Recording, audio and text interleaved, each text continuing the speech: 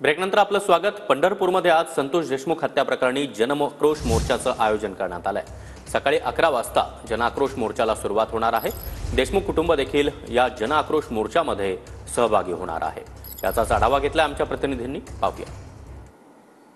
मस्ताजोगचे सरपंच संतोष देशमुख यांच्या हत्येच्या निषेधार्थ आज पंढरपूरमध्ये जे आहे ते आक्रोश मोर्चाचं आयोजन या ठिकाणी करण्यात आलेलं आहे। खरं तर आपण पाहतो की गेल्या काही दिवसांपासून या ठिकाणी राज्याच्या वेगवेगळ्या भागांमध्ये जनआक्रोश मोर्चांचं आयोजन जे आहे ते करण्यात आलेलं आपल्याला पाहायला मिळते।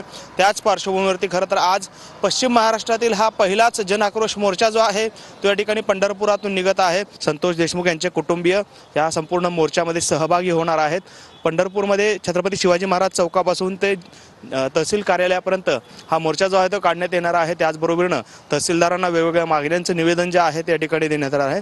आज साधारणपणे दुपारी 12 वाजल्यापासून हा मोर्चा जो आहे तो सुरू होणार आहे आणि तहसील कार्यालयावर हा मोर्चा जो आहे तो धडकणार असल्याचं सांगण्यात आलेलं आहे। कॅमेरामॅन विनोद उमनाबादकर सह सागर सुरवसे, TV9 मराठी, पंढरपूर, सोलापूर।